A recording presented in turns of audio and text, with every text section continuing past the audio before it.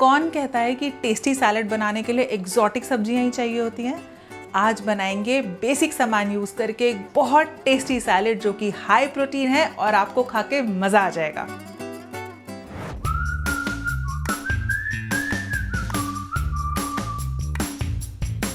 स्वागत है आपका मेरी किचन में, जहां खाना प्यार से बनता है और मैं हूं आपकी दोस्त रूपम सेतिया।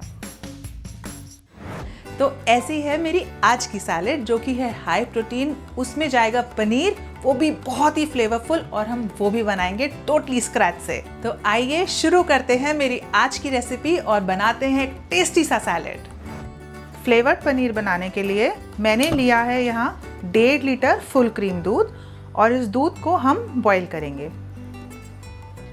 मैं आपको बताना चाहूँगी कि कभी भी जब आप दूध बॉईल करें तो उस वेसल के अंदर, चाहे वो कढ़ाई हो चाहे वो पतीला हो, उसके नीचे थोड़ा सा पानी डाल दें। इससे होता ये है कि दूध हमारा आपके वेसल को लगेगा नहीं। दूध में बॉईल बिल्कुल आना शुरू हो ही रहा है।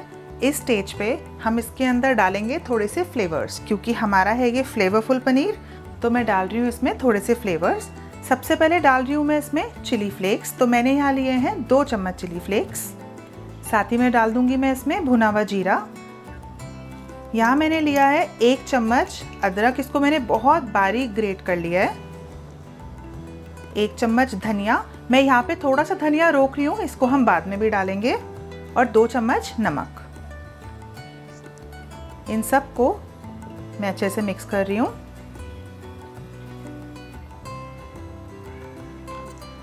अब आप देख सकते हैं दूध में अच्छे से बॉईल आ चुका है। मैं यहाँ पे गैस की फ्लेम को ऑफ करूँगी और विनेगर मैं इसके अंदर डालूंगी। और विनेगर को डालते हुए मुझे बहुत हल्के हल्के इसको चलाना है। हम थोड़ा थोड़ा करके विनेगर डालेंगे। अभी मैंने ऑलमोस्ट इसमें 1 चम्मच विनेगर डाला है। इसे गैस की फ्लेम ऑफ करके और थोड़ा थोड़ा विनेगर डालने से होगा ये कि आपका पनीर बहुत सॉफ्ट बनेगा।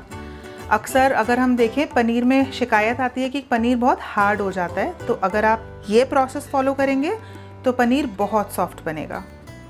ये देखिए, अब आपको कर्डल पनीर दिखना शुरू हो चुका होगा। अगर हम सारा विनेगर एक ही बार में डाल देते तो होता ये कि ये बहुत मोटा सा इकट्ठा एक पनीर का लॉक फॉर्म हो जाता। लेकिन थोड़ा थोड़ा डालने से ये बहुत छोटा छोटा पनीर इसमें आया है। और अब हम जब इसको छानेंगे तो ये सब इकट्ठा बहुत अच्छे से हो जाएगा। बस अब इसको ज़्यादा देर इसमें छोड़ेंगे नहीं, अब हम सीधा इसको छान लेंगे। जिसके लिए मैंने एक मसलिन क्लॉथ लिया है, जिसे हम चीज़ क्लॉथ भी बोलते हैं, और इसको मैंने ऐसे एक छाननी के ऊपर लगा लिया है। तो अब हमने जो ये फ्लेवरफुल पनीर बनाया है ये मैं इसके ऊपर डाल दूंगी। आप इसको बहुत ध्यान से डालें क्योंकि ये बहुत गर्म होता है। मैं आपको ये भी दिखाना चाहूँगी कि देखिए, क्योंकि हमने पतीले के बेस पे पानी डाला था तो बिल्कुल भी दूध लगा नहीं है ज़रा सा भी। इस पे डाल रही हूँ मैं अपना बचा हुआ धनिया। साथ ही में मैं डाल रही हूँ इसके ऊपर थोड़ा सा पानी, क्योंकि हमने इसमें विनेगर डाला है तो इससे विनेगर की खटास भी निकल जाएगी। अब मैं इसको चारों साइड से ऐसे पकड़ूंगी और इसका पानी ड्रेन कर दूंगी। अनदर टिप, पानी सारा ड्रेन नहीं करेंगे, नहीं तो पनीर बहुत टाइट बनेगा। थोड़ा सा पानी इसमें रहने देंगे। और ये इस स्टेज पे बहुत गर्म होता है तो आपको बहुत ही ध्यान से इसको ऐसे घुमाना होगा। नेक्स्ट मैंने यहाँ पे एक प्लेट लिया है और मैं एक छोटी प्लेट इसके ऊपर उल्टा करके रख दूंगी, जिसके ऊपर मैं ये पनीर निकालूंगी। इस पनीर को अब मैं शेप दूंगी।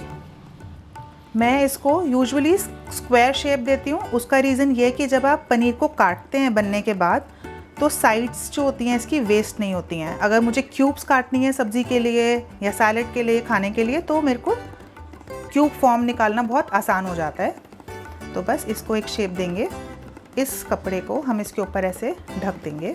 कपड़ा बहुत टाइट नहीं होना चाहिए क्योंकि इसको थोड़ा सा फैलने के लिए स्पेस मिलना चाहिए। इसे कवर कर देंगे बस ये हर तरफ से अच्छे से कवर हो गया है और ये थोड़ा सा लूज़ भी है। और जितना हमारा पानी निकलेगा वो इस प्लेट से नीचे की तरफ आ जाएगा। अब मैं इसके ऊपर एक हैवी वेट रखूँगी। यहाँ पे एक और टिप देना चाहूँगी, जो भी हम इसके ऊपर वेट रखेंगे वो दूध से प्रोपोर्शनेट होना चाहिए। अगर हमने 1.5 लीटर दूध लिया है तो हमको 1.5 किलो ही इसके ऊपर वेट रखना चाहिए, उससे पनीर बहुत सॉफ्ट बनेगा। अगर आप वेट ज़्यादा रख देंगे तो पनीर हार्ड हो जाएगा। ये बोल और पानी इसलिए रखा है ताकि मेरा वेट 1.5 किलो पूरा हो जाए। अब हम इसे 2 घंटे के लिए ऐसे ही छोड़ देंगे और हमारा पनीर रेडी हो जाएगा। ये जो पनीर को छान के पानी निकला था ना, ये बहुत ही हेल्दी होता है और आपको इसको बिल्कुल भी नहीं फेंकना चाहिए। इसे कैसे यूज़ करना है मैं आपको बताती हूँ।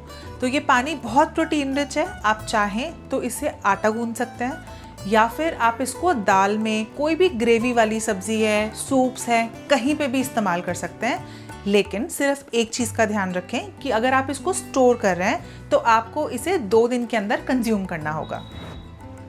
पनीर तो रेडी हो रहा है, आइए अब हम अपना सैलेड रेडी करते हैं।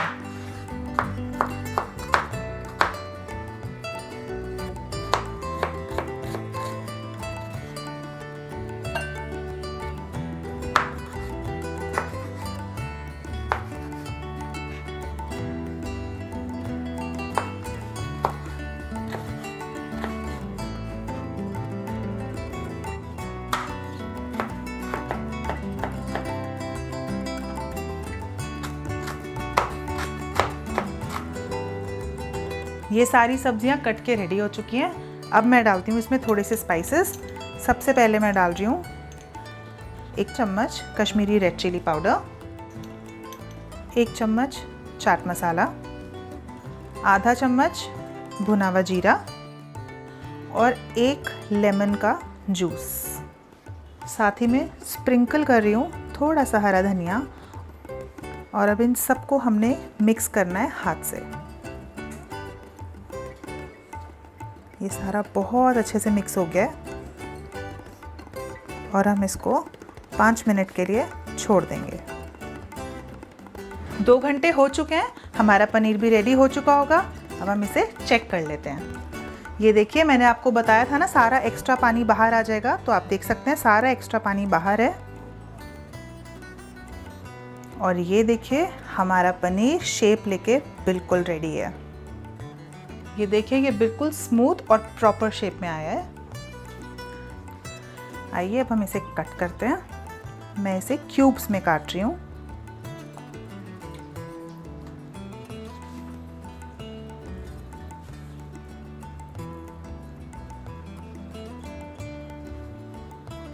मैं आपको इसके पीस निकाल के दिखाती हूँ। ये देखिए, आप इसमें धनिए के, जीरे के सारे स्पेक्स देख सकते होंगे। और ये देखिए कितना सॉफ्ट है ये। मैं इसको प्रेस कर रही हूँ तो ये देखिए। तो जो मैंने आपको टिप्स दिए हैं वीडियो में, अगर आप उसको फॉलो करेंगे तो आपका पनीर भी उतना ही सॉफ्ट बनेगा, ये हार्ड बिल्कुल नहीं बनेगा। सब कुछ रेडी हो चुका है। आइए अब हम अपनी प्लेटिंग कर लेते हैं। तो सबसे पहले मैं डाल दूंगी इसमें हमारा सैलेड।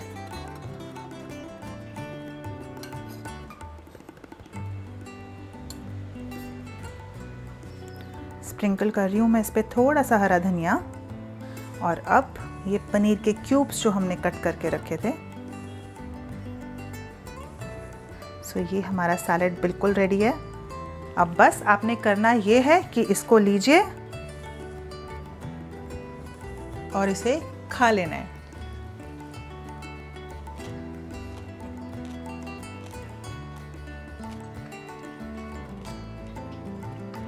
Amazing.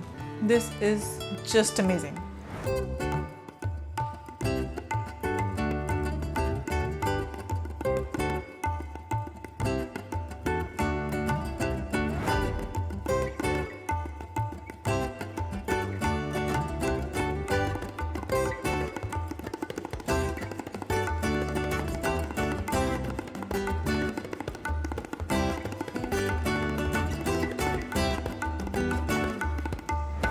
क्या हुआ, मुंह में पानी आ गया? तो करना क्या है, बस बनाना है सुपर इजी सैलेड और खा लेना है इसको। मेरे चैनल को लाइक, शेयर और सब्सक्राइब करना ना भूलें। मैं जल्द ही मिलती हूँ आपसे अपनी नई रेसिपी के साथ। तब तक अपना ध्यान रखें और स्वस्थ रहें।